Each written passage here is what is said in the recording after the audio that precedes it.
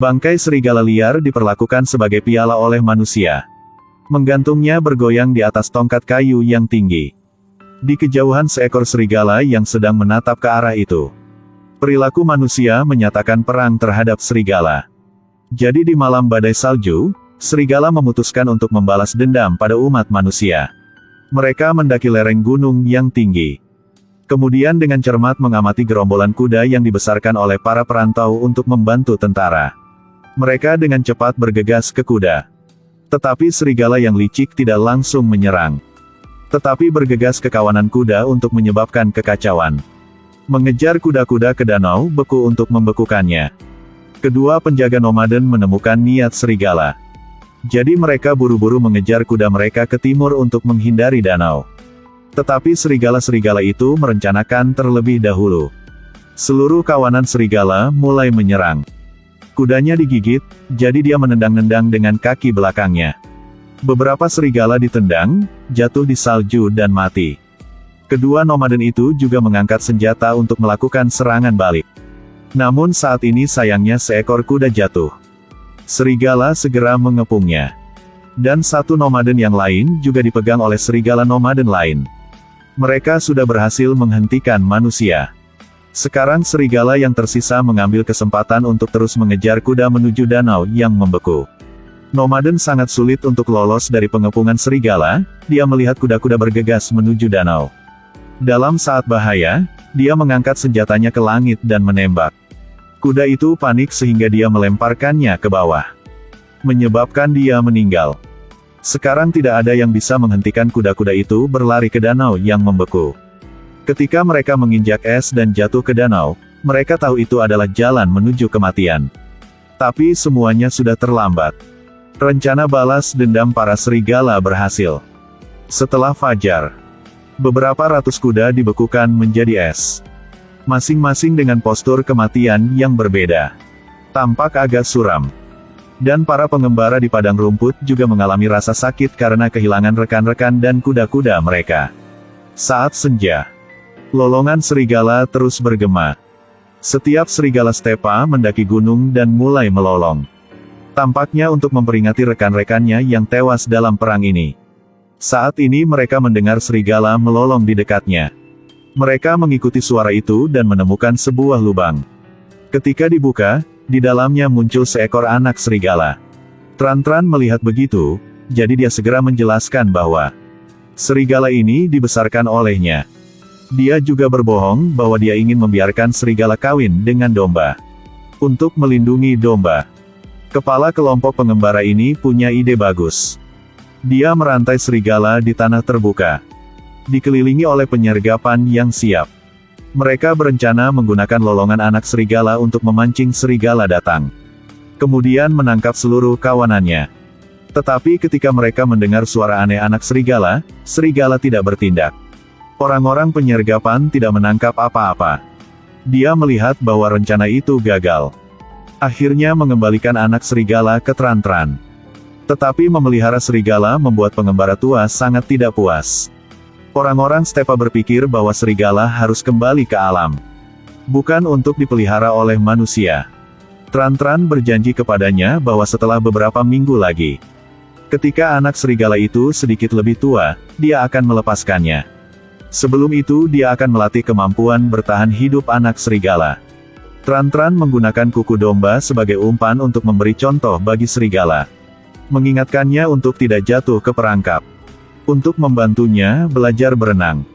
Tran-Tran membawanya ke daerah air yang dalam. Secara bertahap anak serigala tumbuh semakin besar.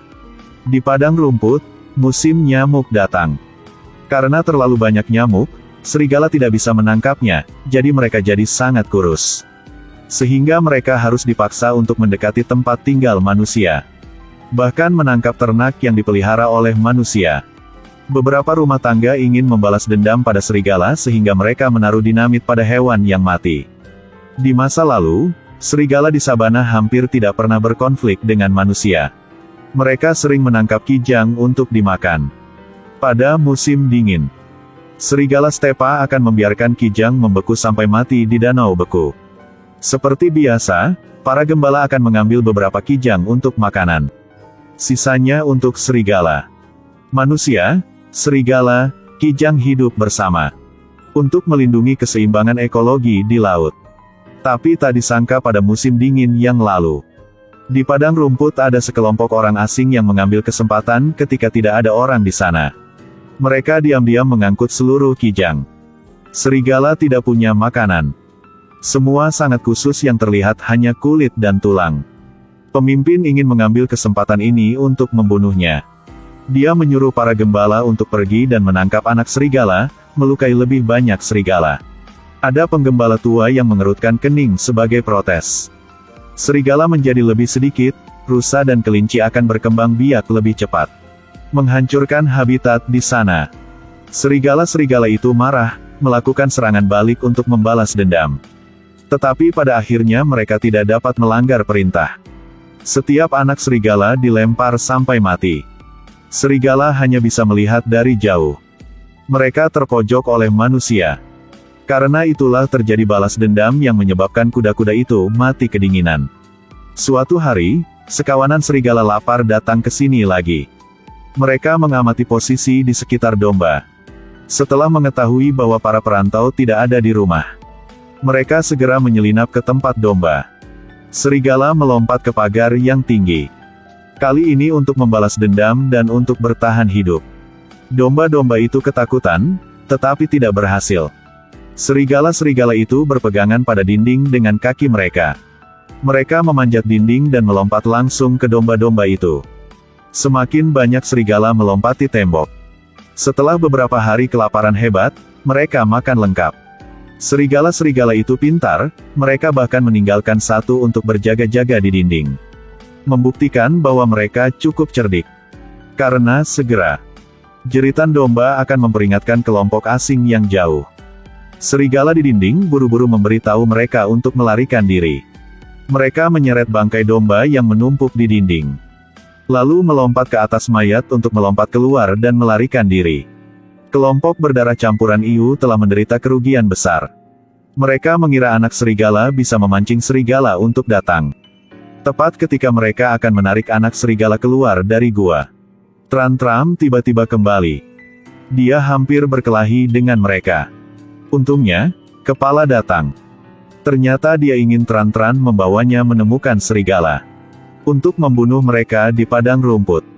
Dia juga membawa penembak jitu di tentara. Yang baru saja melepaskan tembakan sudah membunuh 2 serigala. Serigala mulai melarikan diri dengan panik. Mereka terbelah menjadi 2 arah. 2 serigala mendaki lereng gunung. Akhirnya kehabisan tempat untuk bersembunyi.